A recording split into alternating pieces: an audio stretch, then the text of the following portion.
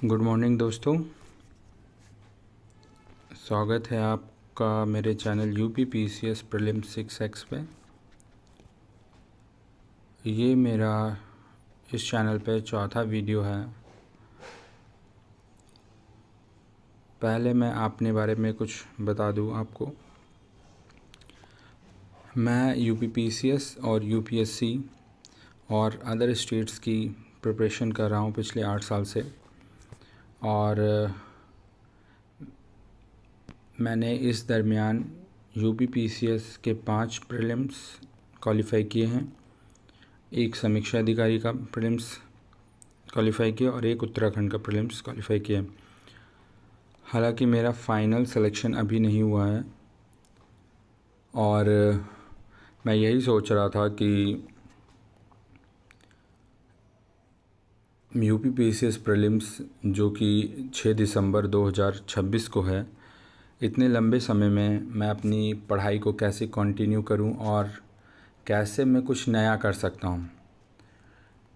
इसलिए मैंने इस चैनल को स्टार्ट किया, ताकि जो बिगिनर्स हैं या फिर 2-3 बार जो प्रीलिम्स दे चुके हैं, जो क्वालिफ़ाई नहीं कर पा रहे किसी कारणवश, उनकी मैं हेल्प कर सकूं।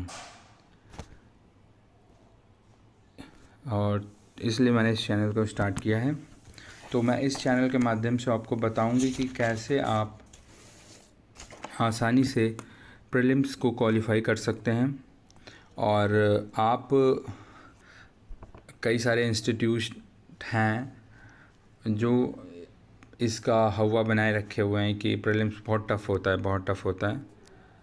हालांकि मुझे भी ऐसे ही शुरुआत में लगता था कि हाँ, बहुत टफ़ होता है UPPCS प्रीलिम्स, लेकिन धीरे धीरे मुझे, जब मैंने अपने 2018 में मैंने पहला अटैम्प्ट दिया और मैंने 8 अटैम्प्ट दिए हैं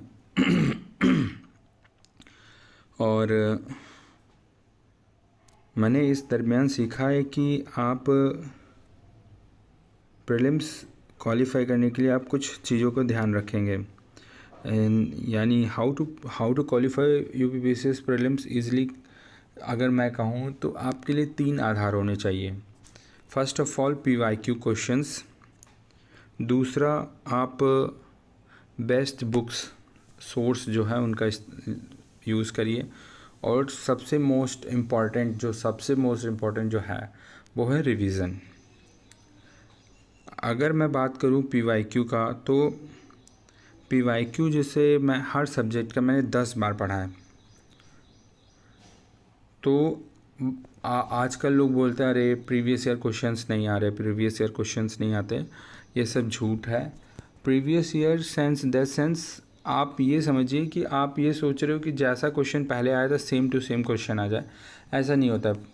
आपको PYQ हल करने का एक मेथड लगाना होगा, एक तरीका समझना होगा। जैसे मान लीजिए कि PYQ में आपने 4 एग्ज़ाम्पल थे, आपने वहाँ एक आपको याद है और वही पेपर में आ गया, तो आपको ये चीज़ याद रहना चाहिए कि हाँ, ये तो श्योर है। तो वो भी आप उस क्राइटेरिया में रखेंगे कि PYQ आ रहे हैं। और दूसरी चीज़ जो आपको ध्यान रखना है, मैंने बहुत लंबे समय के बाद सीखा है कि किसी भी कोचिंग्स का टेस्ट सीरीज़ ज्वाइन नहीं करना है। किसी भी कोचिंग का टेस्ट सीरीज़ ज्वाइन नहीं करना है। टेस्ट सीरीज़ जो मेरा खुद का पर्सनल अनुभव कहता है कि waste of money and lack of confidence है। मैं एक सही बात बताता हूँ दोस्तों कि मैंने प्रतिष्ठित कोचिंगें हैं जहाँ से मैंने टेस्ट सीरीज ज्वाइन की, वहाँ टेस्ट में मेरे नंबर कम आते थे, वहीं मेरे दोस्तों के मुझसे बहुत ज़्यादा आते थे। लेकिन अभी मेरे कई सारे दोस्त हैं जो 7 प्रीलिम्स दे चुके हैं, मगर एक भी अभी तक उनका क्वालिफ़ाई नहीं हुआ है। जो मुझे लगता है, अगर मैं कोचिंग्स क्या करते हैं कि वो टफ़ से टफ़ क्वेश्चन सेट करते हैं। वो उनका पर्पज़ होता है कि हाँ ठीक है भाई, आपको ये नहीं आता, आप कोचिंग ज्वाइन कर लीजिए, आप कुछ नया सीख लेंगे। लेकिन अब आयोग जो पेपर बनाता है ना, उसके आधार पे आप PYQ का यूज़ करिए, बेस्ट रहेगा। और PYQ आप जैसे जैसे हल करते रहेंगे, आपका कॉन्फिडेंस बढ़ता जाएगा।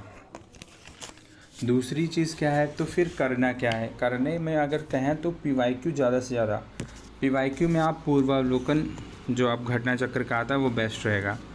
लेकिन इस दरम्यान मैं क्या करता था कि मैं भाई दूसरा सोर्स भी सोर्स ऑफ इनकम सोचना होता है कि कैसे मुझे घर से पैसे नहीं लेने पड़े। तो मैं क्या करता था, यूजीसी नेट के एग्ज़ाम भी देता रहता हूँ।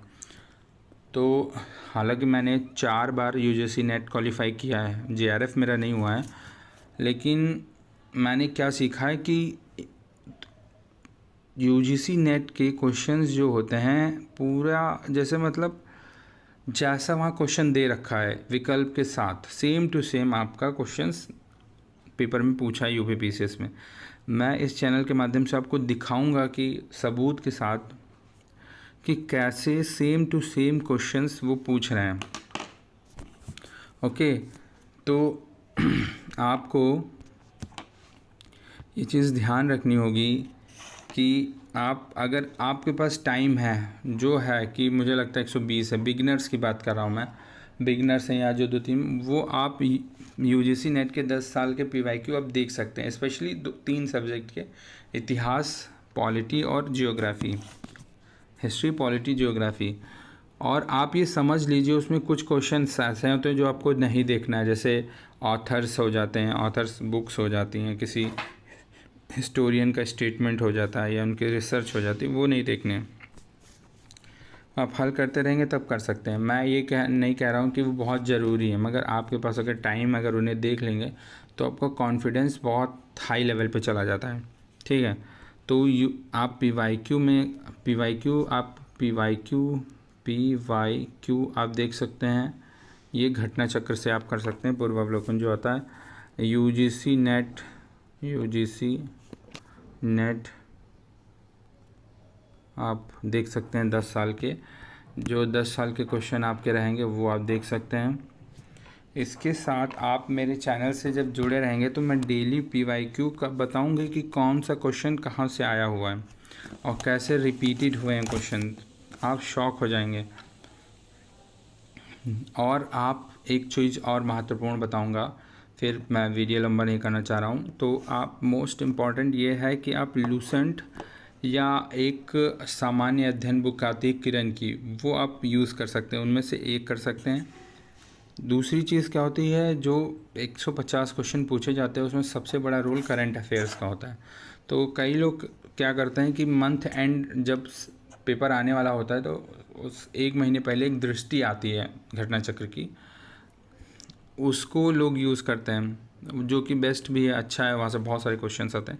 मगर मैं कहूँगा वो तो रहेगा ही रहेगा। साथ ही साथ आप कोशिश करो कोई हिंदी न्यूज़पेपर से आप क्या रहता है कि आप हमेशा अपडेट रहते हैं कि क्या चीज़ें आ रही है। जैसे दैनिक जागरण में आप जैसे माननीय मुख्यमंत्री जी कहीं जा रहे हैं, किसी उद्घाटन कर रहे हैं किसी चीज़ का, तो उसको आपको नोट डाउन करना है, किसी हाईवे, किसी एक्सप्रेसवे का या किसी योजना का, आप उसे नोट करना और आपको मेंस के पॉइंट ऑफ व्यू से उसे नोट करते जाना है। ठीक है, कहीं लिखते जाना। इससे क्या होगा कि आप आए दिन रोज़ वो न्यूज़ आती रहती हैं।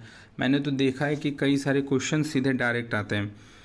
दूसरी क्या है, एक समसामयिकी क्रॉनिकल आती है बुक, उसका भी आप पढ़िए, ज़रूर पढ़िए। इससे क्या होगा कि पेपर का जब एंड आता है लास्ट के समय, आपके ऊपर प्रेशर कम हो जाता है। और चौथी चीज़ क्या है, आप एटलस का ज़्यादा से ज़्यादा यूज़ करिए। अब देखिए एटलस में कि कौन सी जगह कहाँ पर है, इस समय किस किस वार चल रहा है, कारण क्या है। और हिस्ट्री भी पढ़िए तो एटलस रखिए अपने पास, या जियोग्राफी पढ़िए तब भी रखिए।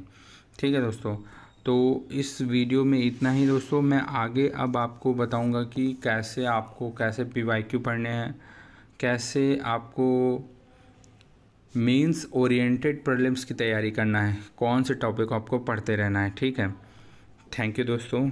और अगर आपको मेरी बात सही लगे तो मेरे चैनल को सब्सक्राइब ज़रूर करिएगा, लाइक करिएगा। थैंक्स।